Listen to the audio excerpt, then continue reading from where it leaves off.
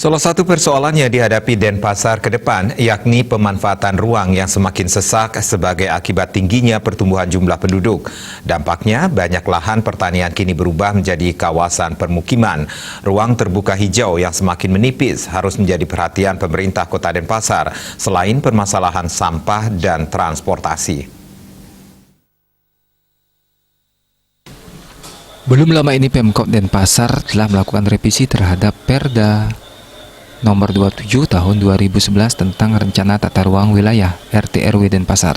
Denpasar sebagai ibu kota Provinsi Bali sekaligus kota inti Sarbagita memiliki posisi yang sangat strategis sebagai pusat pelayanan wilayah Bali bagian selatan.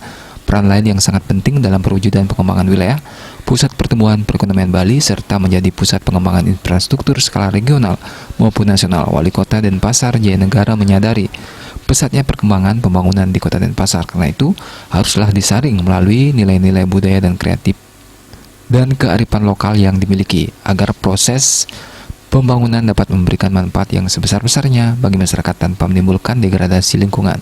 Ruang secara umum merupakan komponen lingkungan hidup yang bersifat terbatas dan tidak dapat diperbarui, yang harus dimanfaatkan secara berkelanjutan sebagai satu kesatuan ruang dalam tatanan yang dinamis sesuai dengan falsafah Trihita Karana untuk mewujudkan Nangun Sat Kerti Loka Bali.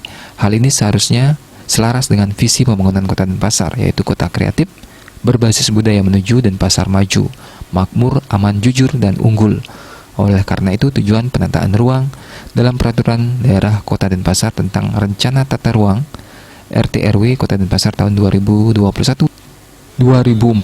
adalah mewujudkan ruang Kota Denpasar yang produktif, aman, nyaman, dan berkelanjutan sebagai pusat kegiatan nasional berbasis budaya dan kota kreatif yang dilandasi Trihita Karana. Sementara itu, anggota DPRD Made Sukarmana mendukung terbitnya Perda RT/RW yang baru karena sejalan dengan tuntutan perkembangan kondisi di lapangan. Pemerintah Kota Denpasar harus berani melakukan seleksi secara ketat terhadap pengembang agar jangan sampai alih fungsi terus berkembang. Perda ini menjadi acuan dasar dalam mewujudkan pembangunan yang berwawasan lingkungan, sehingga mampu menciptakan kesejahteraan bagi warganya. Dalam penerapannya di lapangan, Sukarmana memandang perlu segera dibuatkan perwali tentang rencana detail tata ruang RDTR yang menjabarkan Perda RT/RW yang sudah ada, karena dengan RDTR ini juknis pelaksanaan Perda RT/RW ini bisa terrealisasi. Asmara Putra, Bali Pos melaporkan.